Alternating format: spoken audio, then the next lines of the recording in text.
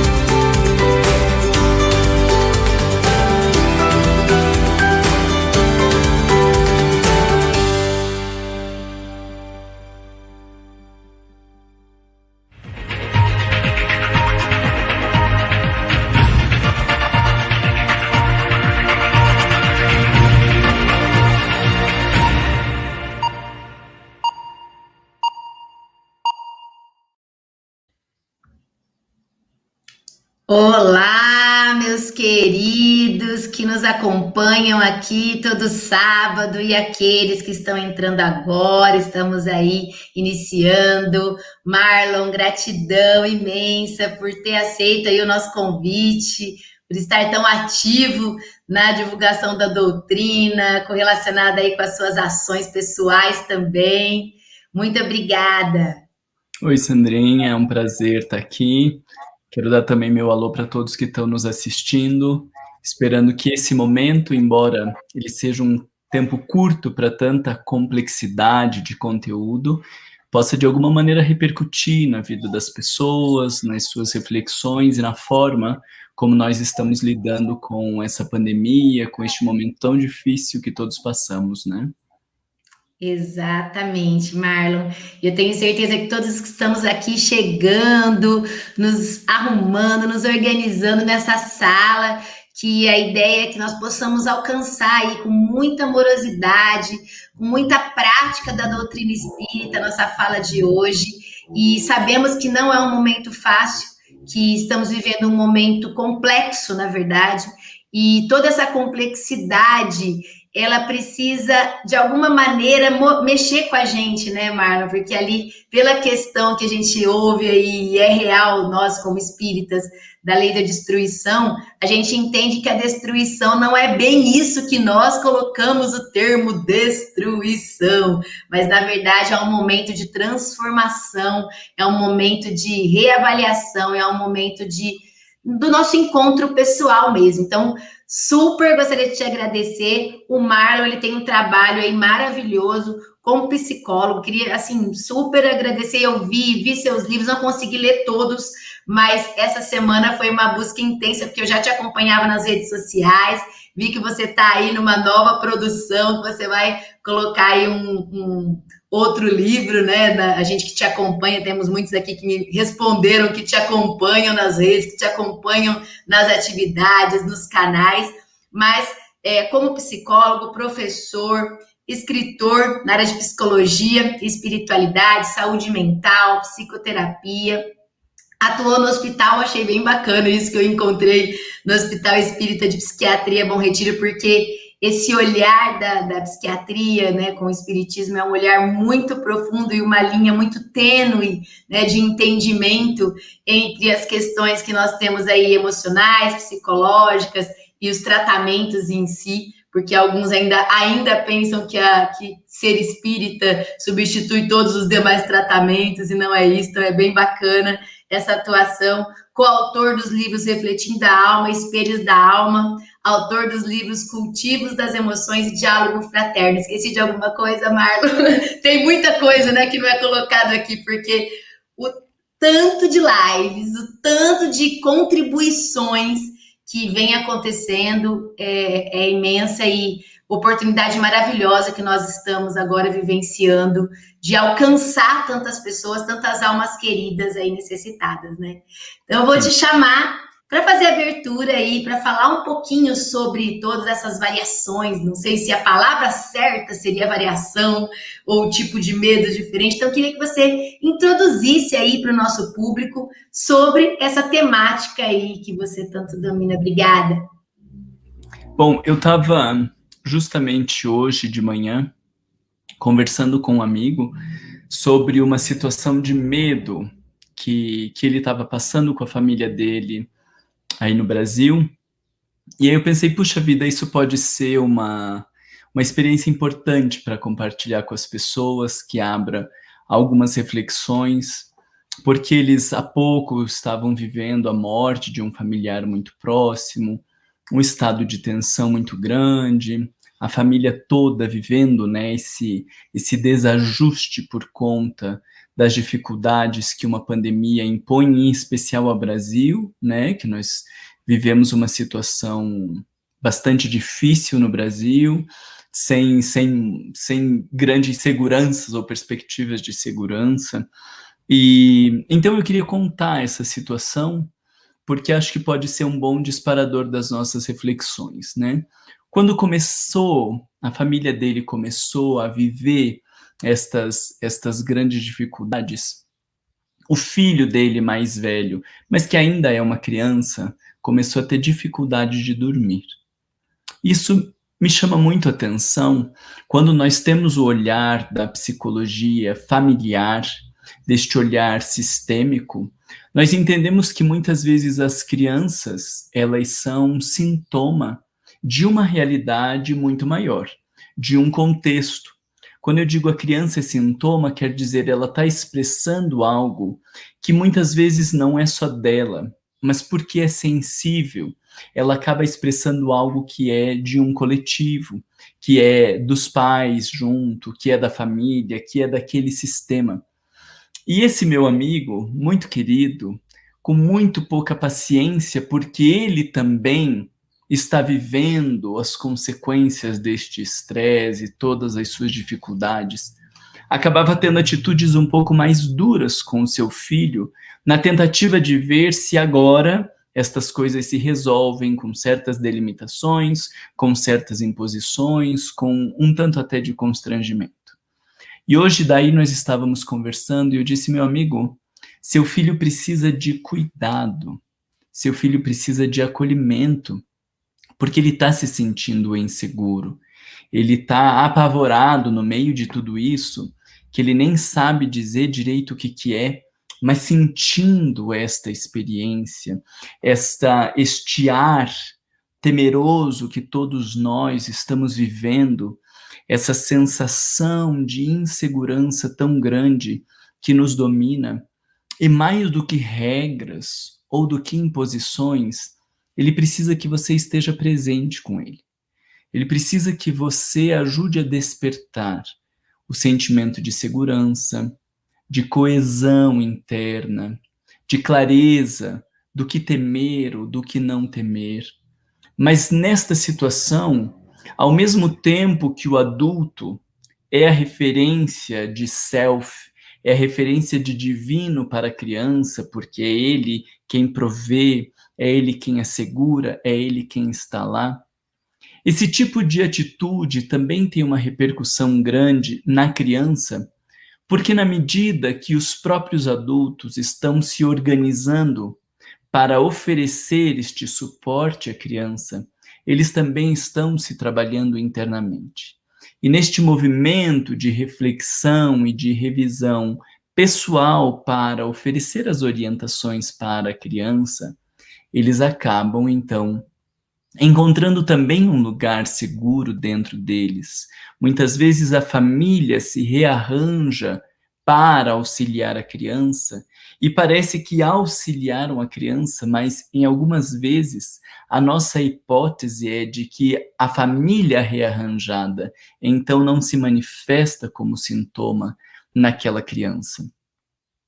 E eu quis trazer este caso porque ele abre para muitas reflexões. Em especial, o primeiro ponto que eu queria ressaltar é desta sensibilidade que muitos de nós temos. A doutrina espírita chama de mediunidade. Allan Kardec já havia dito que todos nós somos médiuns, todos nós sentimos, em maior ou menor grau, a influência dos espíritos, sentimos as energias que estão à nossa volta, sentimos o ambiente, sentimos o contexto. E todos nós estamos imersos num momento de grande dificuldade, num momento de grandes incertezas, como se pairando em nossa psicosfera estivesse o medo. E quando estamos tocados por este medo, podemos dizer psicologicamente que isso ativa os elementos inconscientes, os traumas que nós temos, as dificuldades de lidar com os problemas do cotidiano, os nossos complexos.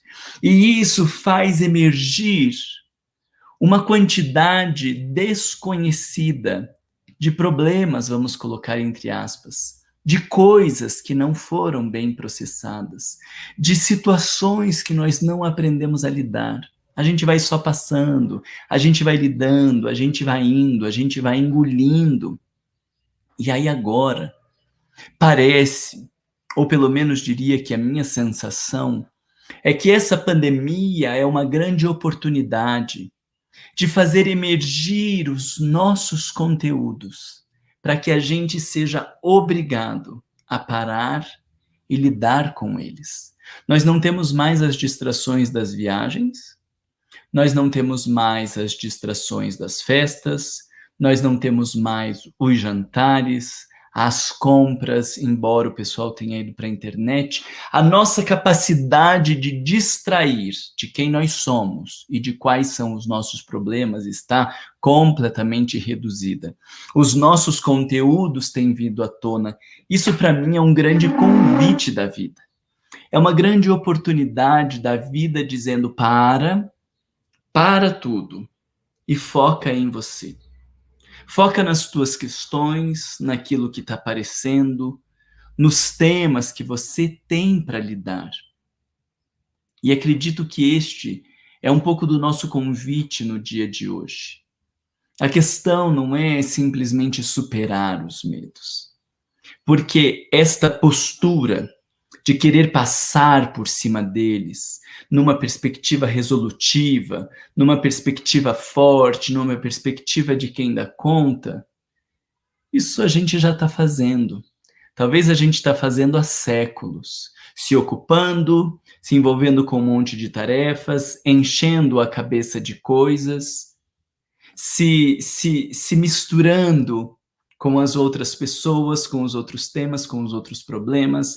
Passamos o tempo inteiro com a TV ligada ou com palestras, e aí cabe até uma crítica, muitas vezes a nós espíritas, porque as pessoas estão tomando banho assistindo palestra, elas estão comendo e assistindo uma palestra, e como é um conteúdo nobre, ele parece que tem uma conotação nobre, mas muitas vezes não há nobreza nisso, porque nós estamos desconectados do nosso mundo interno.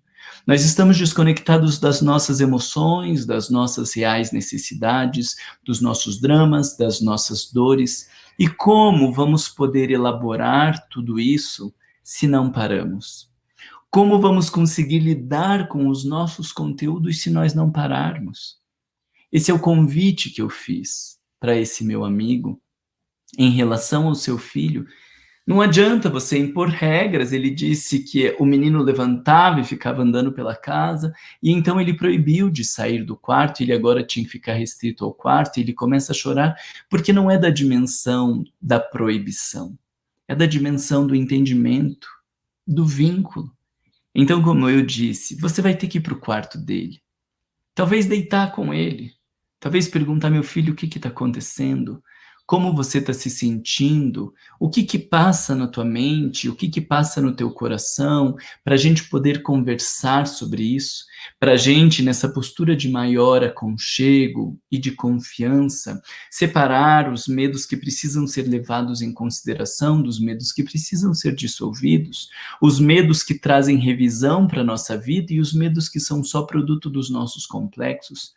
Porque quando nós temos um medo que nos traga uma revisão, a gente vai se transformar a partir disso.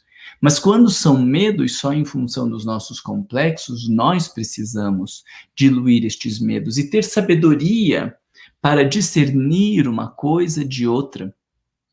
Então, eu quis trazer este exemplo para vocês porque acho que ele nos abre para pensarmos muitas coisas em relação aos nossos próprios medos, em relação aos nossos filhos, às pessoas que estão à nossa volta, em relação ao contexto que nós estamos vivendo, que é esperado que a gente tenha medos, mas também em relação à nossa mediunidade e ao quanto nós estamos respondendo a um ambiente ou a um contexto que não necessariamente deveríamos responder desta forma. E por último, aquilo que emerge de nós mesmos, que está lá escondido no nosso inconsciente, que não enfrentamos e que agora, no momento onde parece que o mundo está colapsando e nós estamos colapsando juntos, nós somos obrigados a parar e olhar para dentro de nós mesmos. O que acha, Sandrinha? Amei, simplesmente, porque eu estou vivendo isso que você disse mesmo. Eu tenho 2 jovens em casa, né, de 17, 19 anos. É um momento muito complexo, porque para eles o mundo acabou, né? Para eles a vida deles acabou, porque a vida deles era o convívio social. E aí, nesse momento que para eles, no meu caso, meu filho também, escolha de vestibulares, profissão. Então, todos nós estamos sempre vivendo momentos de transição, né? Momentos importantes, momentos de escolhas. Mas eles ainda não têm essa maturidade ali para lidar. Então, realmente é o que você disse. Eu vou lá, eu deito no quarto deles, eu danço com eles lá dentro, vou fazendo o que é possível, né? O que o home office me permitiu. E agora voltando aí também, mas essa transformação, né, do nosso contexto, para quem, eu digo porque meu marido, ele trabalha ali com combustíveis, então ele não parou, então ele não, desde quando nós retornamos, quando isso aconteceu, eu estava na Europa, inclusive, e fui pega com esse medo lá, voltei e vivenciei o medo de retornar, porque realmente entramos no processo de pânico lá, que vivenciamos, e graças ao estado emocional, ao equilíbrio que nós tínhamos, foi possível retomar. Mas não é fácil, porque é uma mistura de pânico, porque as pessoas começam a entrar em pânico realmente numa situação totalmente adversa, né?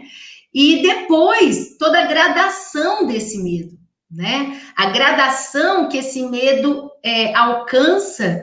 Por exemplo, eu tive medo de sair para a rua, porque a princípio eu fiquei em home office, eu tive medo de ir ao mercado. Durante muitos meses, meu marido só que ia, eu dizia, você já está na rua, você já faz, mas na verdade é porque eu descobri no primeiro dia que eu saí para ir ao mercado, eu descobri que eu estava com medo antes. Então a gente não descobre muitas vezes tão de pronto os nossos medos, né? Então às vezes tem starts, são momentos que mostram, nossa, eu estava com medo. Então, quando a gente fala de medo aqui, eu queria que você falasse sobre isso pra gente. Parece que é algo muito óbvio e parece que é algo muito fácil de lidar.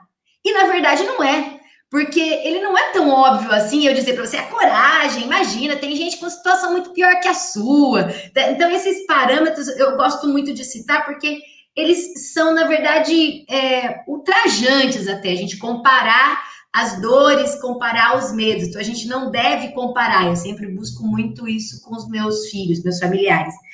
Mas esse start do medo, né, ele não é tão claro, ele não é tão óbvio. Queria que você falasse sobre isso, sobre todo esse momento de descoberta de que nós estamos com medo. Porque, às vezes, isso se esconde em algumas falas, né? Em algumas situações, em outras situações que estamos vivenciando, mas na verdade lá no fundo a gente está com medo. Então, eu queria que Sim. você falasse um pouquinho sobre isso, sobre não ser tão óbvio assim. A dificuldade de identificar não só o medo, né, mas todos os nossos conteúdos pessoais, ela passa muito pelo ego, né, porque quem vai enxergar, quem identifica é o ego. Então, nesse sentido, quando eu preciso olhar para um conteúdo, mas eu não sei como lidar com ele, eu não sei como processar, eu não sei como fazer, a melhor estratégia que o ego tem encontrado, em especial nos dias atuais, é não falar disso. Então a gente não fala da morte, a gente não fala do medo, a gente não fala da sexualidade, a gente não fala de perda, a gente não fala da maioria dos temas que a gente não sabe lidar. E nesse sentido, a nossa sociedade é infeliz em termos de distrações. Porque é aquela brincadeira do vamos mudar de assunto, e aí a gente muda de assunto, mas não é uma conversa com o outro, é uma conversa conosco mesmos. Então a gente vai para a televisão, a gente assiste seriados, a gente fica nas redes sociais, a gente conversa com as pessoas, a gente faz 1000 planos para não precisar entrar em contato com estes conteúdos, porque veja, o inconsciente ele deseja se manifestar. O mundo emocional, ele deseja vir à consciência, é da nossa natureza. Então, quando nós não enxergamos, não é porque não quisemos enxergar, não é porque não dava, não é porque era difícil, é porque o ego não está conseguindo olhar para este conteúdo, porque não sabe como lidar, porque não sabe o que fazer. E aí nós caminhamos, né, quando este conteúdo ele vem à tona, nós caminhamos para 2 extremos que eu diria que nenhum deles é saudável. Um extremo é ser tomado pelo medo, porque aí vem o inconsciente nos impondo algumas coisas e nós somos tomados pelo medo.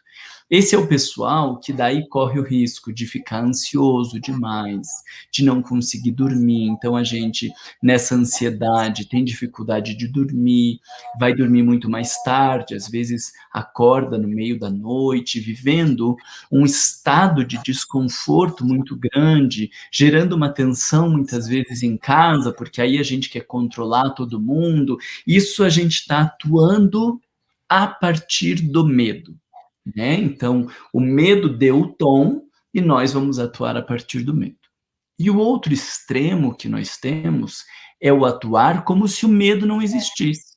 Aí é o pessoal que quer enfrentar tudo, que quer fingir que está tudo bem, que quer dar conta de todas as coisas, que quer mostrar que não tem medo, e acaba caindo nesta postura extrema, que também não é boa. E o que eu vejo, além disso, é que este sujeito, desta postura extrema, do vamos lá, imagina, para que isso, não tem que ter medo, e que não olha para o mundo interno, por vezes, ele é sabotado pelo inconsciente em crises de pânico, por exemplo. Então, no pânico, o sujeito está lá enfrentando, está dando conta, está fazendo, está acontecendo, e de repente ele tem uma crise de pânico.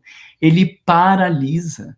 Na crise de pânico, o raciocínio desaparece, as coisas não fazem sentido, e ele é tomado por um medo muito grande. Que medo era esse? Ele já estava lá dentro, mas ele não foi olhado, ele não foi respeitado, ele não foi, nós não nos relacionamos com esse medo. Então veja que esses 2 extremos que eu estou trazendo têm um meio aqui no caminho, porque este sujeito está negando, esse sujeito está sendo tomado pelo medo, numa perspectiva de acabou tudo, estamos ferrados, temos que se controlar, né, e está tudo perdido, e esse outro está num extremo oposto de imagina, não está acontecendo nada, vamos lidar, porque está tudo bem, está tudo em ordem. O meio de caminho qual é? É o aprender a se relacionar com o medo. É olhar para o que a gente está sentindo, assumir o que a gente está sentindo e dialogar. Porque quando eu estou no extremo de ser tomado pelo medo, eu não estou dialogando com ele. Eu estou achando que eu vou morrer a qualquer momento, que eu vou me contaminar a qualquer momento, que uma grande tragédia vai acontecer a qualquer momento. Isso não é verdade. Isso não é verdade. Nós não estamos nesta iminência enlouquecida. Diferente de quando nós temos um familiar na UTI e que o médico diz, ele vai morrer a qualquer momento. Ok, agora nós estamos vivendo a iminência da morte. Mas a maioria de nós não está vivendo essa iminência agora, mas agimos como se estivesse. E o outro oposto, de negação, também de negação e de enfrentar a vida, também não tem diálogo. Então, o diálogo com medo é como se nós fôssemos conversar com nós mesmos. O que de verdade eu estou sentindo? Do que eu estou com medo? O que faz sentido? O que é um exagero de minha parte? O que é uma leitura complexada? O que eu de fato tenho que me preocupar? O que pode ser um extremo? É como se a gente fosse numa conversa um pouco mais franca com a gente mesmo. É claro que, quando a gente está tomado pelo medo, a nossa resposta, ela já é enlouquecida, né? Do que eu tô com medo? Eu tô com medo de tudo. E o que pode acontecer? Pode acontecer uma tragédia. Se você tá nesse excesso, então vale a pena procurar um psicoterapeuta, vale a pena procurar o atendimento fraterno no centro espírita, vale a pena buscar novas leituras, porque aí você não está dialogando com o teu medo. Isso você precisa entender. Você está conectado a essa psicosfera de perturbação e de medo que envolve o nosso planeta, mas não é o teu medo. Sim, é isso mesmo. E na verdade, assim, o que a gente vem ouvindo aqui é exatamente isso, como a Priscila comentou, que que essa questão do medo pode gerar uma fuga, a gente pode demonstrar o nosso medo ficando irritada, é isso mesmo. A gente pode, as nossas vivências, elas às vezes nos afastam do medo numa situação mecânica, rotina, né, Marlon? Por exemplo, a gente que está trabalhando aí home office, né? A gente tem uma rotina para continuar e às vezes a gente não olha para o medo, né? Então a gente continua e aí a gente vai se afastando das situações de forma inconsciente e acaba não realizando, inclusive, né? E a Elza colocou isso mesmo, né? Procuro acabar com o meu maior medo, não consigo, tenho consciência dele e não acho o caminho, né? Ficar sozinha. Então, cada um, é o que o Marlon disse, eu acredito muito nisso também, é um momento de diálogo com a gente, conosco, né? Um momento de entendimento pessoal. Obrigada aqui os meus amigos, muito queridos, muito próximos, que estão aqui hoje, a Eliara, a Priscila, a Dani, que trabalha comigo, Eli, querida, a própria Viviane. Temos tantos aqui que nos acompanham todos os sábados. Obrigada aqui pela ação, porque quando estamos em busca, é o que o Marlon falou. Eu quero fazer uma colocação aqui em cima que o Marlon falou de algo que na verdade, eu sou instrutora de Mindfulness, então eu gosto muito desse processo de viver o momento, e é algo que eu não vivia antes, né? Há 4, 5 anos esse start aconteceu na minha vida, e sempre muito agitada, com muitas coisas para fazer, mas eu comecei a entender que a gente não faz várias coisas ao mesmo tempo, que a gente às vezes faz várias coisas, uma muito perto da outra, mas aquilo que a gente está fazendo ao mesmo tempo não está saindo bem feito, não está sendo feito, na verdade, ele está sendo, né, tudo junto e misturado.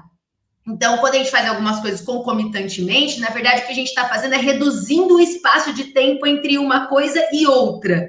Isso quando a gente consegue fazer, mas com Mindfulness, que é viver esse momento presente, ter essa atenção, eu entendi que realmente é isso daí. E a Cíntia colocou isso aí, né? A gente está conectado com o nosso momento e parar de dar desculpas para nós mesmos, né, Marlon? Que porque eu estou assistindo palestra é algo que compensa tudo, ou porque eu estou assistindo algo que me traga o espiritismo, a espiritualidade, a religiosidade, ou que eu acredite que faça isso, porque algumas vezes isso não acontece, né? Eu me coloco numa posição de nossa, tudo vale.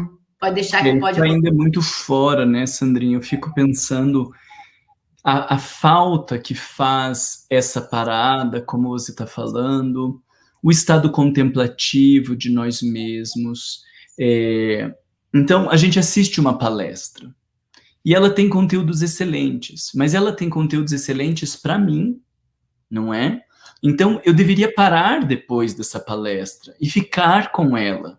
Talvez fazer algumas anotações sobre ela, refletir quais são os pontos que mais tocam a minha vida, o que eu tenho para pensar, o que eu tenho para amadurecer. Talvez eu vá assistir a próxima palestra daqui uma semana, porque eu vou ficar com aquele tema, eu vou viver aquela experiência, eu vou refletir.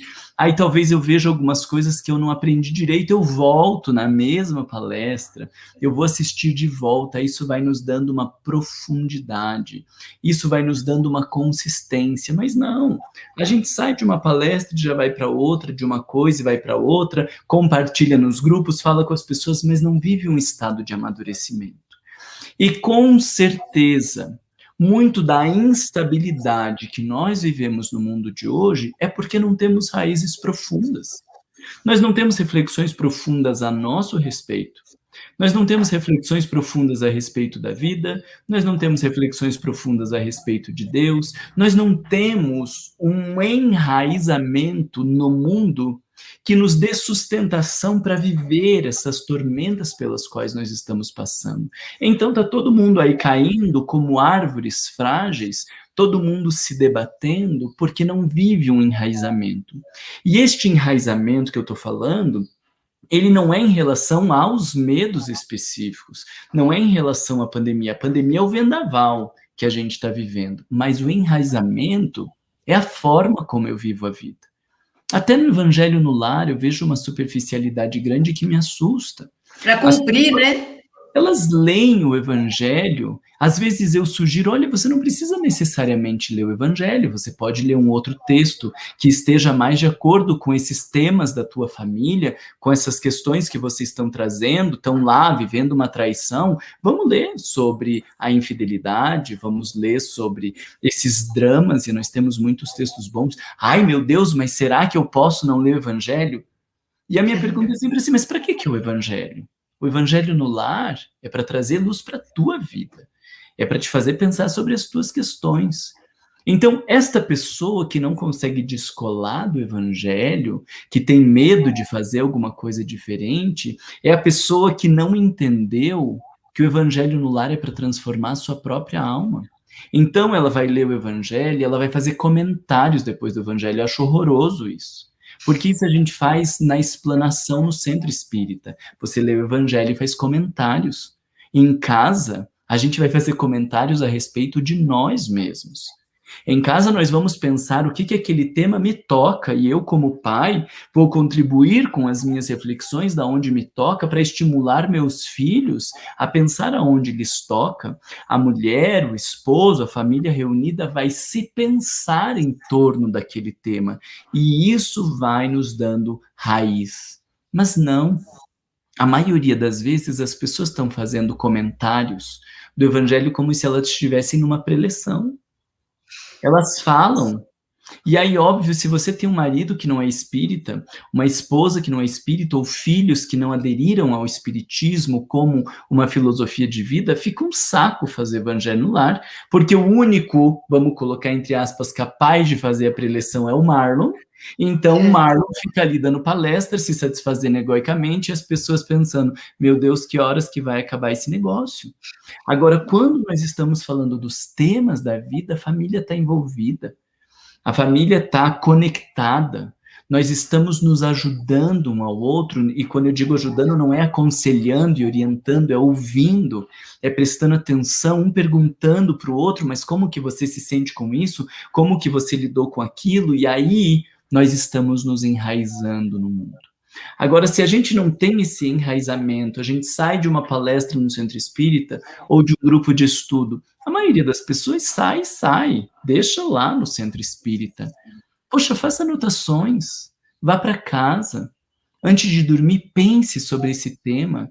Aonde que te toca e aonde que não te toca, o que tem a ver com a tua vida, o que isso te ensina. Vá ler os textos de volta que foram falados, vá buscar a bibliografia que foi sugerida.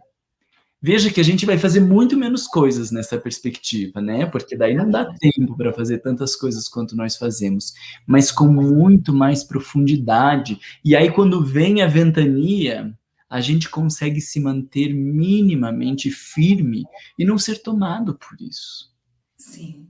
Essa questão líquida da informação hoje, né, Marlon? Assim, às vezes eu quero ter muitas informações, ter muitos assuntos e superficialidade é o que impera, porque a gente acaba deixando de lado.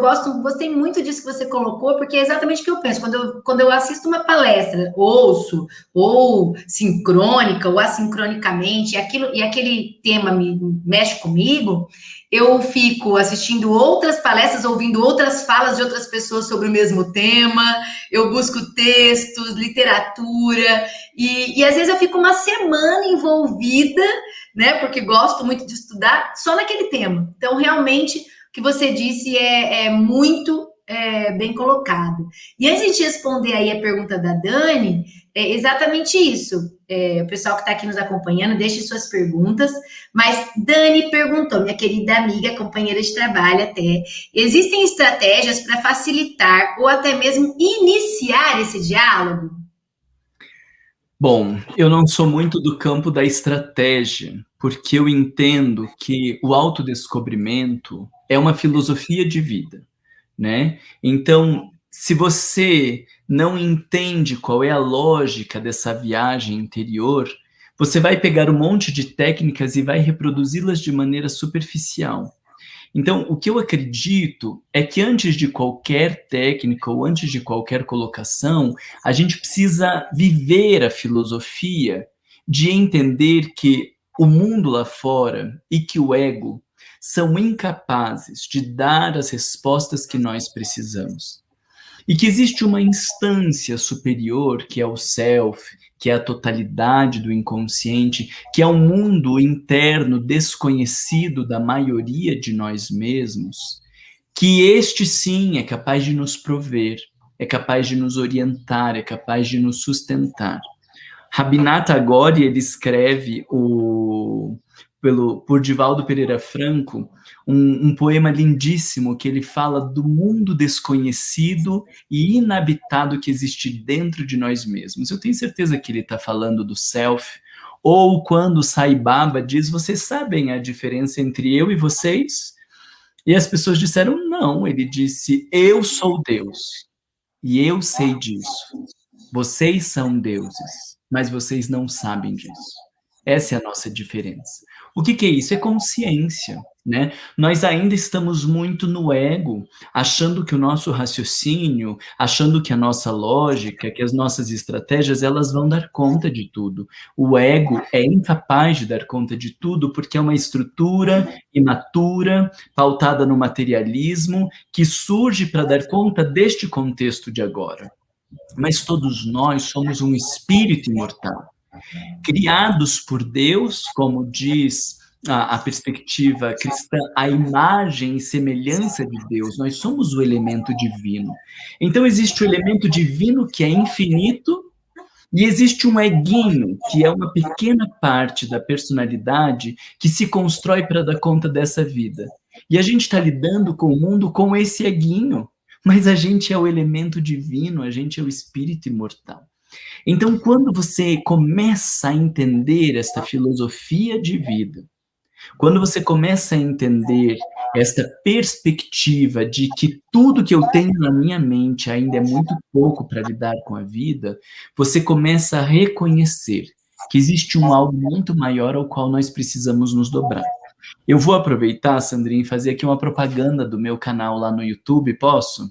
Claro, com certeza. Isso Deve! faz exatamente 1 ano atrás, eu criei um canal no YouTube chamado Psicólogo Marlon Reikdal e um programa chamado Vai Pra Dentro, que foi justamente quando começamos esse momento de pandemia. Eu estava em Londres e foi exatamente no período de lockdown, a gente estava fechado dentro de casa, sem a possibilidade de sair, as pessoas enlouquecidas, indo para os mercados e comprando horrores, e você não conseguia achar um cereal ou nada nos mercados, todo mundo apavorado, e aí eu comecei a fazer esse programa para falar sobre a necessidade de conexão e de viagem interior. Então, embora faça 1 ano que ele está lá, ele está disponível no YouTube e acabou sendo um programa para nos orientar nessa proposta de autodescobrimento. Então, tem muitos vídeos sobre autodescobrimento que eu fiz ao longo de várias semanas, todos os dias. E hoje, eu estou fazendo os vídeos, eu vou precisar mudar o horário, porque eu estou voltando para Londres, e vou precisar mudar o horário porque nós estávamos às 10 horas do Brasil, 10 horas da noite, nas quartas-feiras do Brasil, e eu não vou conseguir fazer, porque isso é 2 horas da madrugada lá. Mas eu vou ver um outro horário. Quem quiser acompanhar os horários, essas coisas, tem o meu canal no Instagram, que é onde eu faço essas divulgações. Mas, inclusive, agora a gente está terminando de falar sobre depressão e suicídio, que é as consequências da tristeza, e nós vamos começar a falar de medo. E eu estou fazendo o convite aqui para vocês, porque aí lá nós temos 4, 6 semanas só para falar de medo, conectado com essa lógica de autodescobrimento, de viagem interior, porque é uma abordagem profunda. A gente ainda não entende o que é o autodescobrimento. A gente tem na cabeça que é se conhecer para mudar. Não, não é se conhecer para mudar. Os espíritos, eles dizem que o se conhecer é que muda. É uma perspectiva completamente diferente da qual a gente está acostumado, porque o mudar que a gente fala é um mudar muito egóico. Eu dou conta do medo, eu resolvo, eu transformo, eu vou virar humilde, eu vou ser paciente. Não, isso é muito egóico. O que nos transforma é a consciência. O que nos transforma é o Deus em nós. Não somos nós quem mudamos, né? Está lá na passagem, quando fala do nascer de novo, ser transformado pela água. Né? Nós somos produto do Deus em nós, e isso é que nos transforma efetivamente. Então, por isso que eu deixo o convite para acompanhar lá no canal, embora seja um canal específico de psicologia, ele tem todos os fundamentos para a gente entender a lógica da transformação moral e do autodescobrimento. Eu aproveito para indicar aqui, que eu adoro indicar livros, o Autodescobrimento mesmo, né, da série psicológica da Joana de Ângeles, por Divaldo Pereira Franco, bem bacana, e é exatamente essa tecla mesmo que eu acredito bater aí pra gente aqui nesse encontro de hoje, que é esse olhar para dentro, que é o que você disse aqui da sua playlist, que eu deixei aqui pro pessoal. E aí... aproveitar, Sandrinha, nessa indicação de livros, um que me ocorre agora também, o Conflitos Existenciais. Isso. É um livro difícil de ler, porque ela tem uma abordagem que é muito da psicopatologia, entender a problemática, os desdobramentos da problemática e o tratamento da problemática. Mas lá ela tem 3 capítulos muito importantes que tocam a questão do medo, vamos dizer 5, agora me ocorre. Primeiro porque tem um sobre o medo específico, que é um capítulo muito bom sobre medo. Segundo, tem um capítulo sobre ansiedade, que é um desdobramento, né, dessa base do medo, e um capítulo sobre fobias, que são 3 temas que estão completamente ligados com isso que a gente está falando. E tem outros 2 últimos capítulos que são também muito importantes para o nosso amadurecimento, porque um é sobre a morte, então vai justamente ajudar-nos a pensar sobre esse processo que parece que a pandemia evidenciou, que a gente vai morrer, que as pessoas estão morrendo e que isso é a lei da vida. E o segundo é sobre a coragem, mas justamente não nessa perspectiva de deixa que eu faço, mas entender a coragem como um produto do elemento divino dentro de nós, né? Então, deixo também essa sugestão aí que acho que vale muito a pena. Maravilhoso. Que a gente está falando. É isso mesmo. E aí a Eli fez os comentários, assim como outros aqui, a Priscila, né, sobre os medos, né? O medo, e aí eu vou, é o medo de eu morrer, o medo de eu deixar meus entes queridos desamparados, o medo de não ter uma conduta equilibrada, né? O medo, a gente se colocar nessa situação, igual a Mara disse aqui, né? A gente precisa disso para enfrentar os nossos medos. Obrigada, Mara, linda, querida amiga. Que a Iane também aparecendo com a gente. E a Cíntia fez uma colocação bem bacana, Marlon, pra gente, assim, a gente ouve alguém falar, né, a gente se toca daquilo, ótimo, tudo bem.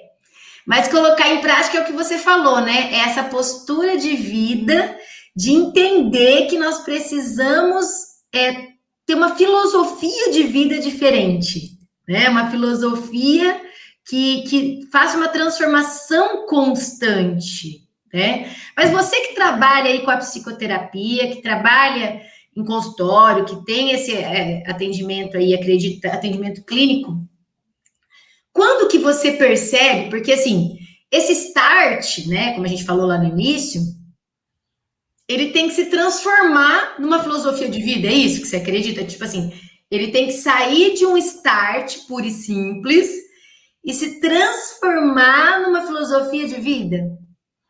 A ideia é de assumir que tudo que eu tenho na mente, tudo que eu sei, toda a minha inteligência, o meu raciocínio, ele é muito pequeno para lidar com a vida. Nós somos ainda, enquanto ego, enquanto seres no mundo, muito imaturos, muito frágeis. Então, quando a gente tenta dar conta da vida com estas ferramentas do ego, a gente não consegue. E aí a gente sofre demais, porque a gente quer ter controle, a gente quer prever, a gente quer supor o que vai acontecer. É o que a Elsa falou aqui, ó, que a gente entra, trava, né? Não dá certo, é impossível. A gente sabe o que vai acontecer nessa pandemia, a gente sabe o que vai acontecer com os nossos entes queridos, a gente sabe das provações que a gente vai passar? Não. E tem problema em não saber? Também não. O problema ele está quando nós queremos saber e nós achamos que nós temos que saber e que nós temos que dar conta. Não há essa possibilidade. O Deus interno sabe do nosso planejamento reencarnatório. O inconsciente consegue, porque não está atrelado a uma dimensão de antes, durante e depois, não está atrelado a essa noção de tempo, o inconsciente consegue perceber estas coisas. O Deus interior tem as respostas. Então, o que melhor nós temos a fazer nestes momentos de insegurança não é querer sair para o mundo egoicamente como deixa que eu vou dar conta. É silenciar o ego. Silenciar o ego pode ser através da meditação, pode ser através da música, pode ser através de algumas leituras, mas é como se dissesse: ei, você é muito imaturo para dar conta da vida. Vamos silenciar e vamos consultar o sábio que existe dentro de nós. Mas a gente reproduz a mesma postura ridícula de quando a gente está frente a um sábio, a gente querer ficar falando e mostrar que a gente sabe. Quando a gente está frente a um livro profundo, a gente querer ficar comparando com o que a gente sabe. É como se eu dissesse: cala a boca, né? Meu Deus, você está frente a um elemento divino, fica quieto e ouve o que tem para ser ouvido, né? Só que como a gente também não consegue fazer isso em relação aos outros, a gente não consegue fazer em relação a nós mesmos. O ego está o tempo inteiro querendo manter no controle, está o tempo inteiro querendo prever, querendo organizar. A vida é muito maior do que tudo isso que a gente consegue prever, controlar ou organizar.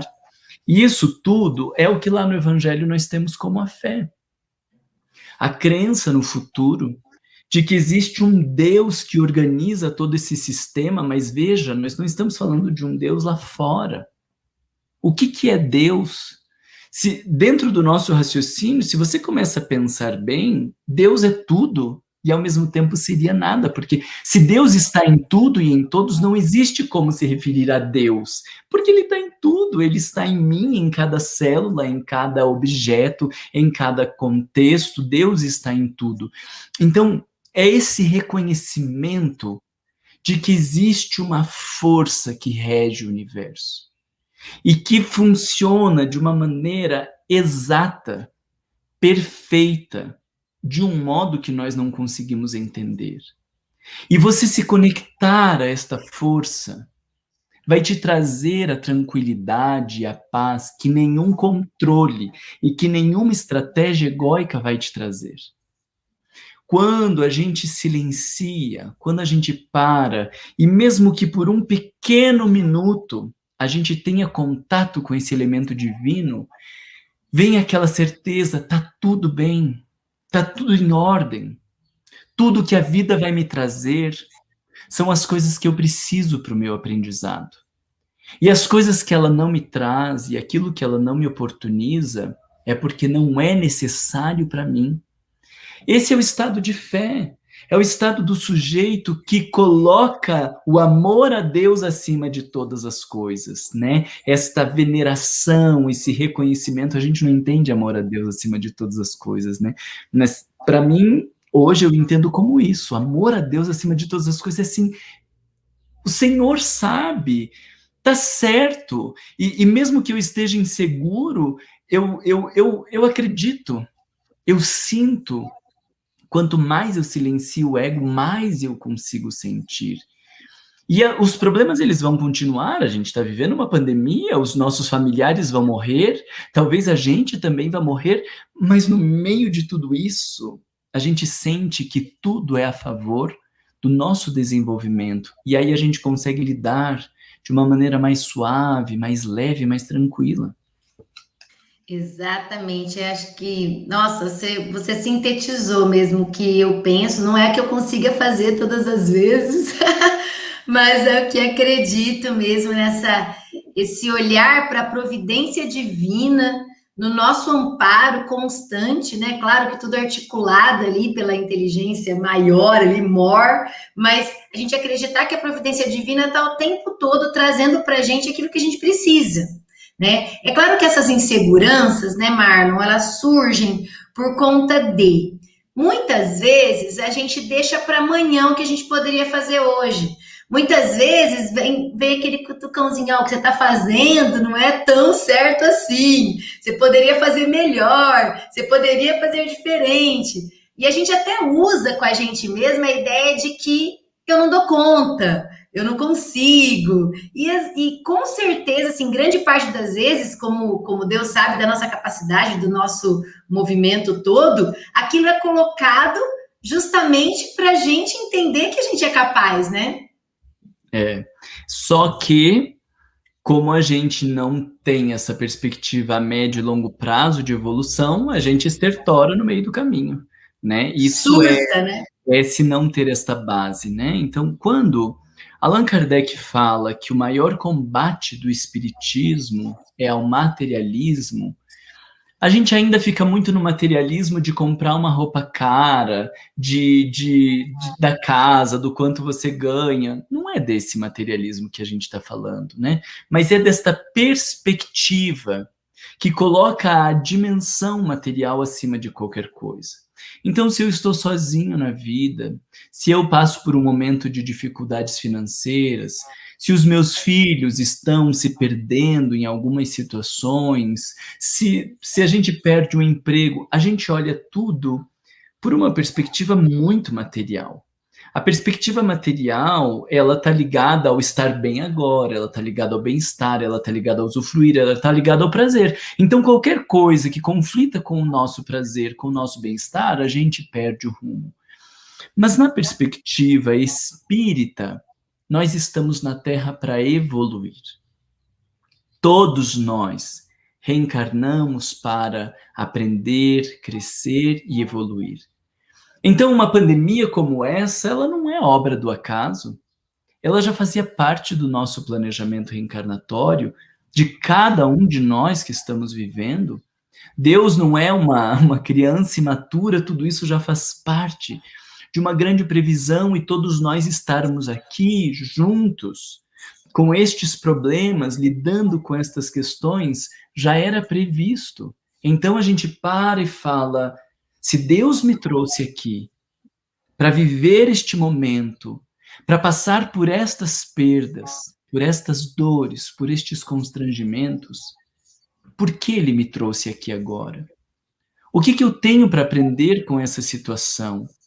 O que eu preciso abrir mão? O que eu preciso rever? Aonde eu preciso me reinventar? O que eu preciso olhar que eu não estou olhando? O que eu preciso deixar de olhar que eu estou olhando demais? E quando a gente entra nesta lógica, parece que a vida começa a se acalmar. Porque a gente entende que existe esta força maior organizando tudo. E a gente não se coloca mais no papel principal. Nós não somos o papel principal. Nós somos a manifestação de Deus. Nós não somos o ator principal. Nós somos aquele que é consequência dessa manifestação. Os adventistas usam uma expressão que eu digo, acho linda, que é: nós somos o sopro divino.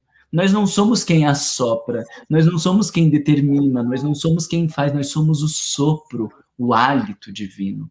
E quando nós nos colocamos no lugar do sopro, quando nós nos colocamos no lugar do hálito, as coisas ficam mais leves, sem dúvida alguma. É isso mesmo. Obrigada aqui a Fátima pelo depoimento dela, né? Falando que o programa, os vídeos que o Marlon compartilha com a gente do Vai Para Dentro foram muito importantes nos tempos que vivenciamos e ainda estamos aí de pandemia, né? Legal. E acredito, Elza, que você tenha sido respondida aí com a fala do Marlon, porque realmente, Marlon, você conseguiu resumir o que nós precisamos para fortalecer essa crença em Deus, né? Essa crença que é constante na nossa vida. Na verdade, deve ser a nossa principal constante. Eu acho que você mencionou algo muito importante, assim, essa é a nossa constante. Isso não pode oscilar. Essa é a nossa constante, né? A Priscila Belintani, minha querida amiga que está aqui com a gente hoje também, ela me mandou uma pergunta, uma colocação que eu achei bem interessante para a gente. A gente está aí caminhando para o fim, nosso tempo está se esgotando, mas muito obrigada por toda a participação de todos aí, pelas suas respostas, Marlon, super, assim, tocantes para a gente no sentido de reflexão. O grande problema, ela colocou, o grande problema acontece quando a gente começa a remoer e entra em um espiral de potencializar as ideias catastróficas. Isso acaba por paralisar a gente. Parece até um sequestro da racionalidade. As emoções intensas não permitem a gente pensar com clareza. Então, queria que você falasse um pouquinho para a gente sobre essa questão das emoções, né? O quanto elas podem ser paralisantes se a gente deixa que elas tomem conta dos nossos pensamentos, e aquela questão de ficar remoendo mesmo, é o que normalmente a gente fica naquela mania persecutória, aquilo vem sempre à mente. Fala um pouquinho pra gente, assim, sobre esse controle das emoções. Esse rapto da racionalidade, né, é uma ideia que o Daniel Goleman traz num livro chamado Inteligência Emocional.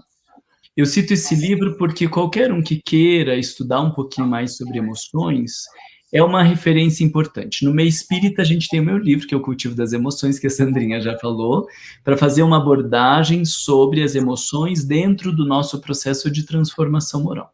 Mas o Daniel Goleman traz muitas explicações oportunas a respeito do funcionamento do cérebro, a respeito de como esse medo se processa dentro de nós.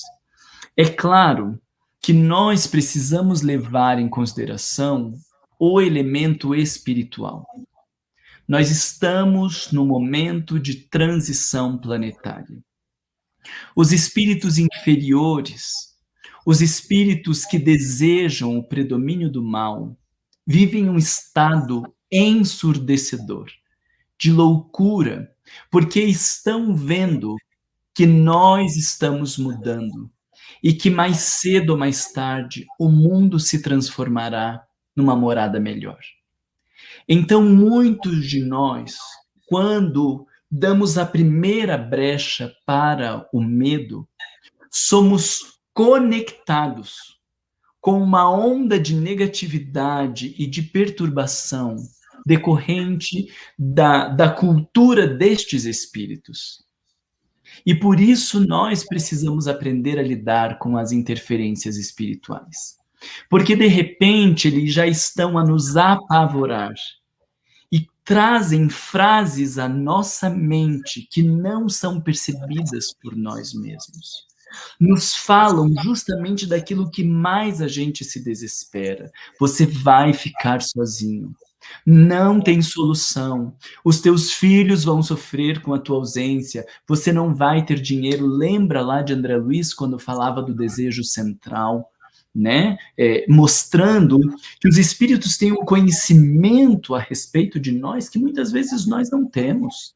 Eles sabem das nossas feridas de um modo que a maioria de nós não tem conhecimento. Então eles vão como alguém que coloca o ponto direto na nossa ferida.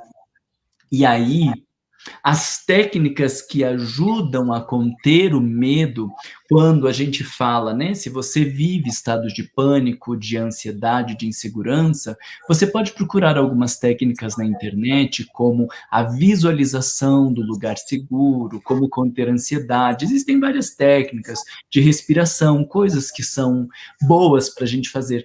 Mas estes terapeutas, muitas pessoas que desenvolveram essas técnicas, eles nem sabiam que elas eram também úteis para interromper a interferência espiritual e os processos obsessivos. Porque na hora que eu paro, assisto um noticiário e aquilo me dá medo, é como se eu abrisse uma janela. E quando a janela está aberta, entra quem quiser. Nós precisamos aprender a fechar a janela. Não é simplesmente não assistir os noticiários, porque, óbvio, os noticiários são horrorosos, as perspectivas são péssimas, e não tem nada que você precise assistir nos noticiários todo dia que vai agregar ao teu desenvolvimento moral. Temos certeza absoluta disso. Mas fato é que não basta você não assistir os noticiários e você não estar falando dos temas. Você precisa perceber quando você abriu a janela. Você precisa perceber quando você se expôs aos espíritos inferiores. Vai ficando cada vez mais fácil de você perceber. Vem um gelado aqui dentro. Vem um frio na espinha. A gente muitas vezes sente fisicamente, a cabeça parece que às vezes fica até mais leve, como se a gente estivesse perdendo o contato com o chão. O pensamento em alguns momentos acelera, como se tivesse chegando um monte de informações que não estão vindo de dentro de nós. Comece a prestar atenção. Vários desses são sintomas de que você está sob ação espiritual. Você começa a sentir um medo que você não sabe nem de onde que veio. Você começa a se sentir mal. Às vezes a gente percebe a mudança no padrão do ambiente que nós estamos. É como se algo descesse, não é que desceu, né? A gente se conectou com o inferior que estava ali. Você sente uma presença, você sente algo estranho. É como se você precisasse dizer, ei, vão lá para fora e fecha a porta. É hora de conexão com o Cristo. É hora de parar, é hora de orar. Uma música, né? Eu tenho um amigo fantástico, maravilhoso, que faz o canto gregoriano, Juliano Ravanello. Se puder, procure lá, Juliano Ravanello. Incrível pessoa e incrível trabalho. É hora de pôr uma música tranquila. É hora de ouvir uma Enya. É hora de ir lá para o piano tocar, é hora de ler uma página, né, desses livrinhos que não podem nunca deixar de estar com a gente, que é uma página que você abre e muda o padrão, é hora de fazer silêncio, é hora de orar para o Cristo. E quando você consegue essa conexão, aquelas presenças vão embora, aqueles pensamentos diminuem e você volta ao teu estado normal. Então, muitos de nós estamos fazendo crises de pânico, estamos nos atrapalhando nesta espiral de medo por conta de estarmos sob influências espirituais. E então precisamos dos recursos que a doutrina espírita nos oferece para retomarmos o contato conosco mesmos. É isso mesmo. Eu ia dizer isso mesmo, é o vigiai e orai constante, porque se a gente não tiver atento realmente à nossa vibe, né? Que vibe eu estou. E eu queria reforçar aqui com grande alegria o que a Eliara, minha amiga, disse sobre essas suas orientações, sobre a sua fala, sempre nos tranquilizando tanto quanto ao caminho, né? E falar dessa missão aí que é unir o estudo da psicologia, do nosso entendimento, né? Eu estou fazendo psicanálise agora porque eu amo também ler a respeito, estudar. Essa ideia que você, para a gente fechar aqui, né, Marlon? O que você deixa de mensagem, vamos dizer, uma mensagem, um toque, E aí? E quando vier o medo? A nossa maior referência, ela deve ser o Cristo. Mas, infelizmente, a maioria de nós não se relaciona com Jesus de verdade. Nós ainda temos um Jesus muito da Igreja Católica, uma fala que não condiz com a sua realidade, uma postura que não é do pastor que nos cuida. Jesus tem que ser a nossa referência. Vou dizer porque, olha, eu viajo, o livro é enorme, é grosso, mas eu trago comigo em todos os dias da minha vida. Esse é o Novo Testamento, tradução do Haroldo Dutra Dias. Ai, maravilhoso! O Espiritismo e o Livro dos Espíritos. São os 3 livros que eu carrego para onde eu for. Se disser só dá para levar 2 quilos, então vão esses livros e o que sobrar de cuecas. Porque não adianta nós termos todas as estruturas lá fora se nós não conseguirmos acessar a verdade que o Cristo nos traz. Carl Gustav Jung vai falar de Jesus Cristo como o melhor e o maior representante do Deus interno.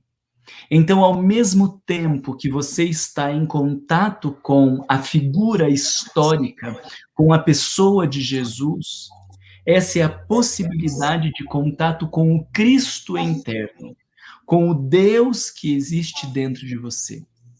Por isso, eu queria te deixar a sugestão de ler o Novo Testamento. É um tratado de fé, é um tratado de orientações para o nosso cotidiano. E a gente não leva a sério Jesus. A maioria dos espíritas não leu sequer os 4 evangelhos. A gente lê os comentários, mas aqui Allan Kardec deixa os comentários a respeito da vida de Jesus. Mas nós precisamos ler a sua biografia. Nós precisamos ouvir as suas palavras e nos aproximar dos seus sentimentos. Por isso, todos os dias, como um processo psicoterapêutico, como um processo de saúde mental, leia uma frasezinha de Jesus. Os textos do Evangelho, eles não são textos para serem lidos de ponta a ponta. Eles são textos para que a gente consiga ler uma pequena parte. São textos aqui de 4 linhas, às vezes, 5 linhas, 10 linhas, mas de uma profundidade imensa.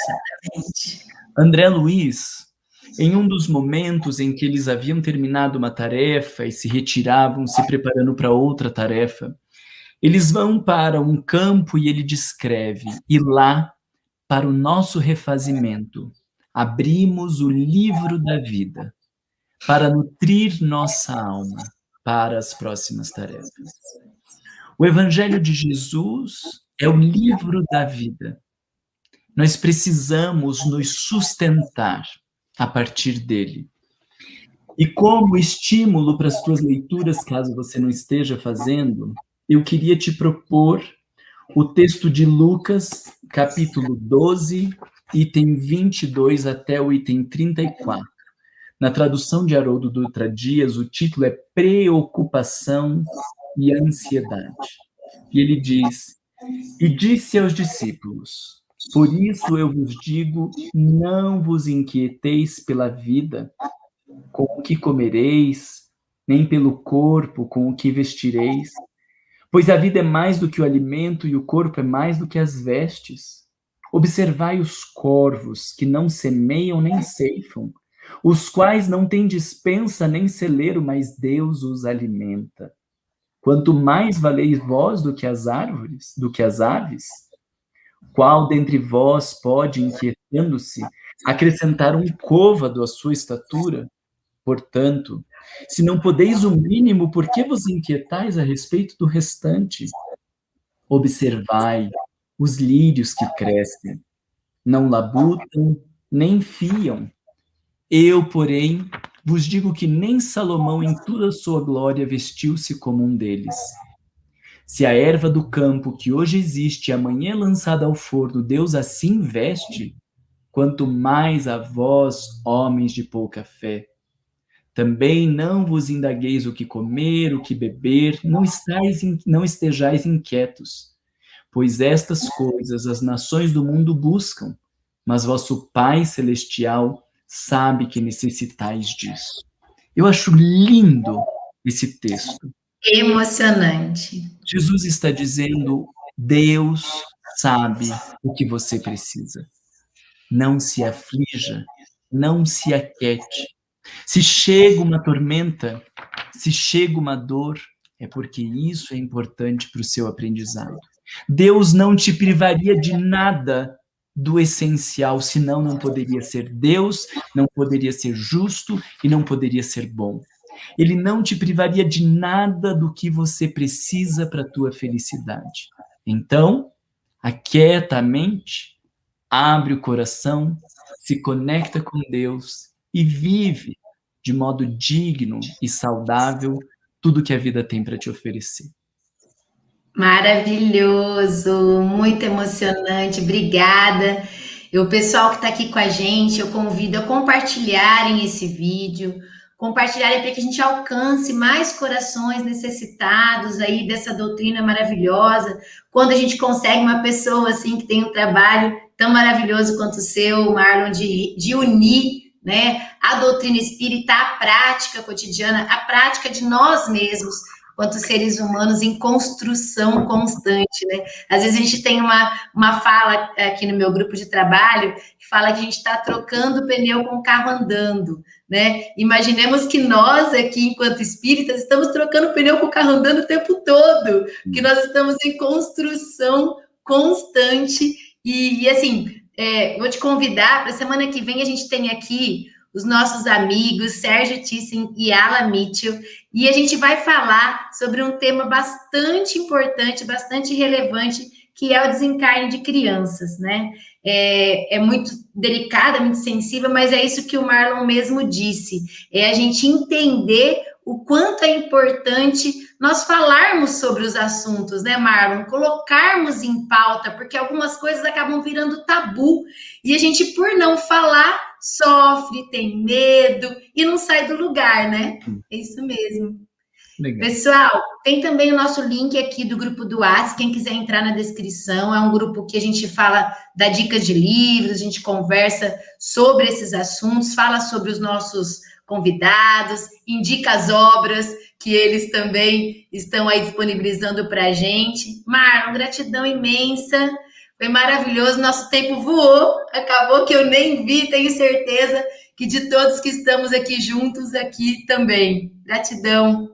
Que bom, fico muito feliz e, como eu disse no início, eu espero que isso seja um start, né, de reflexões para mudanças de nossas posturas, porque não existe mágica, né? Não existe remédio santo que vai resolver os problemas que são da alma. São a mudança das nossas posturas, da conexão interior, que vão fazer com que a gente colha frutos lá no futuro. Um beijo enorme para todos vocês que nos assistiram. Obrigado, Sandrinha, pelo convite, pela insistência, né, até a gente conseguir se organizar assim. Muita coisa. Que bom. Obrigada, gratidão. E deixa eu mandar um beijo para minha mãe, que eu vi que ela estava aqui. Minha mãe que está lá sofrendo, que eu viajei, deixei ela agora. Um beijo para você, mamãe. Fica com Deus, bom fim de semana. Isso aí.